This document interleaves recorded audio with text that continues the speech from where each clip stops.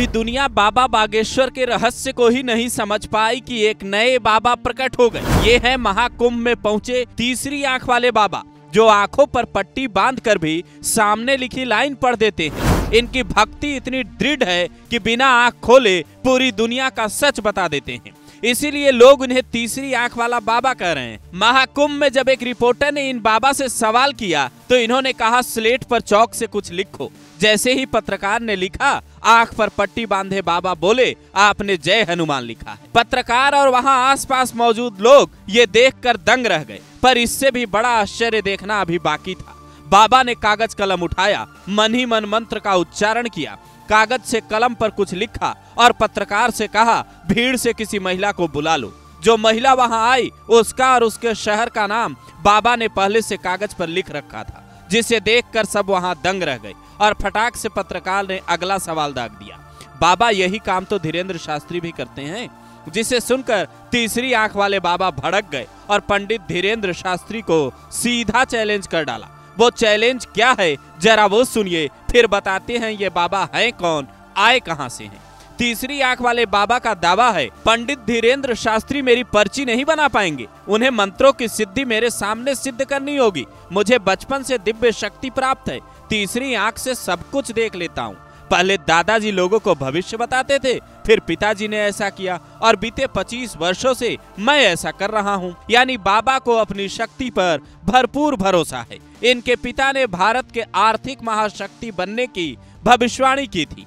हम लोग जो किताबों में पढ़ते हैं कि नास्त्रेदमस ने ये कहा, बाबा वेंगा ने वो कहा, वैसे ही कई बाबा हमारे देश में भी हैं, जो अगले 100-200 नहीं बल्कि 1000-2000 साल की भविष्यवाणी कर सकते हैं। ऐसा दावा इनका वीडियो देखने के बाद कई लोग करने लगे हैं। जो बाबा धीरेन्द्र शास्त्री को चैलेंज कर रहे हैं, इनका नाम है पुष्पगिरी महाराज।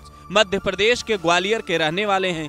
बचपन से जादुई शक्तियों को देख रहे हैं। जैसे बाबा बागेश्वर ने अपने दादा से सिद्धियां प्राप्त की। एक रात दादाजी के पास गए, स्नान करने के बाद हनुमान जी की पूजा की और दिव्य शक्तियां प्राप्त हो गई। शरीर में आंतरिक तौर पर कई बदलाव दिखने लगे।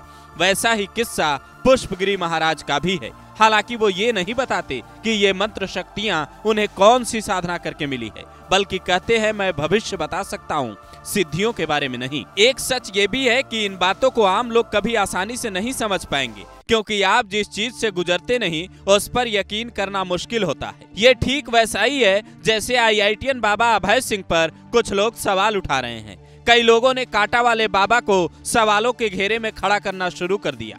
यहाँ तक कि महाकुंभ से जब एक तस्वीर सामने आई जिसमें राम सेतु की तरह एक पत्थर पानी के ऊपर तैर रहा था, तो कईयों को यकीन नहीं हुआ। लेकिन कहते हैं सवाल उठाने से सच बदल नहीं जाता, बल्कि सच को समझने के लिए एक अलग नजरिया होना चाहिए। और सच ये है कि महाकुंभ में बड़े बड़े साधु संत के दर्शन के लिए आम जनता की भीड़ उमड़ रही है।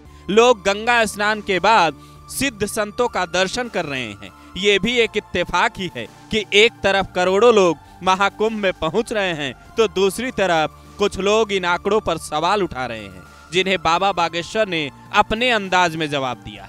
कुंभ में विशेषता ये है कि इसमें सब एक होंगे और वो जितने हिंदू आएंगे, अगर उनके विचार हिंदुत्व के लिए एकत्रित हो गए तो निश्चित रूप से भारत हिंदू राष्ट्र बन जाएगा। कह नहीं सकते हैं, ये आंकड़ों का विषय नहीं है। हमने कहा ना कि वहाँ आंकड़े गिनती से नहीं, क्योंकि वहाँ लोग गिनती के लिए नहीं जाते, वहाँ बिनती के लिए जाते हैं। उल्लुओं को वैसे भी दिन से परहेज होता है, तो अगर कोई नहीं जा रहा है तो उस पर कोई जोर जबरदस्ती नहीं है, लेकिन उसको ये अधिकार नहीं है कि जाने वालों पर टिप्पणी करे।